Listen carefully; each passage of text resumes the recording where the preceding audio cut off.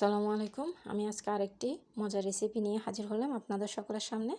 বলুন তো আজকে আমার রেসিপিটা কী হতে পারে?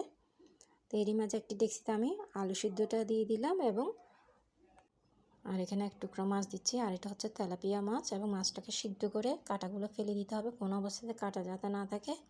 শুটকিগুলো সেম সিদ্ধ করে মাঝখান থেকে কাঁটাগুলো ফেলে দিতে হবে।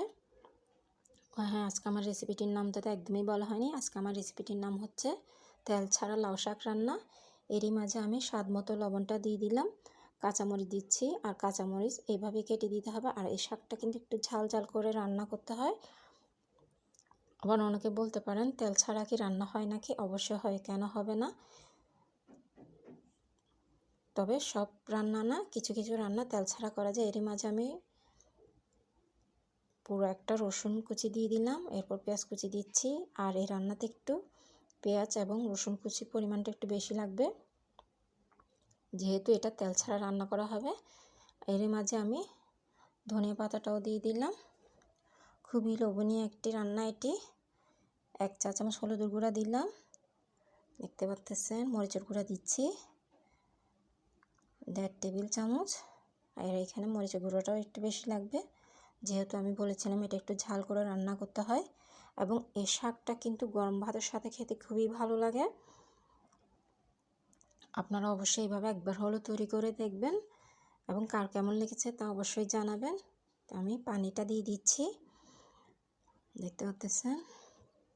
আর আমার ভিডিওগুলো যদি ভালো লেগে থাকে অবশ্যই শেয়ার করে দিবেন, যাতে অন্যরা দেখার সুযোগ পায়। এটা আমি সিদ্ধতে দিয়ে দিলাম, যাতে করে মশলার গন্ধগুলো চলে যায়, সেজন্য।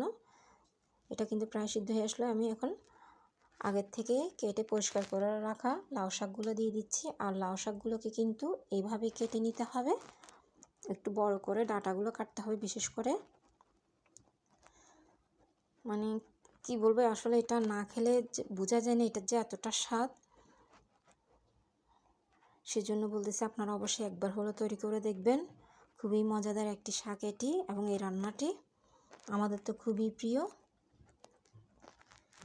দেখতে পাচ্ছেন। তো প্রায় শাকটা হয়ে আসলো, মাশাআল্লাহ।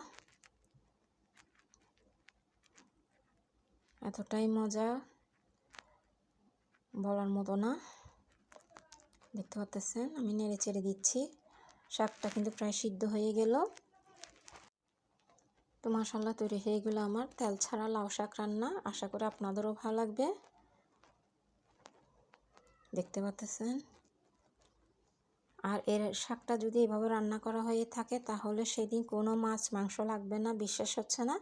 একবার হলে তৈরি করে দেখবেন এবং আপুর কথাটা মিলিয়ে দেখবেন সত্যি কি না। খুবই লোভনীয় একটি রান্না এটি, দেখতে পাচ্ছেন। খুবই অসাধারণ একটি রান্না। তো আজ এতটুকুই, দেখার জন্য সবাইকে ধন্যবাদ।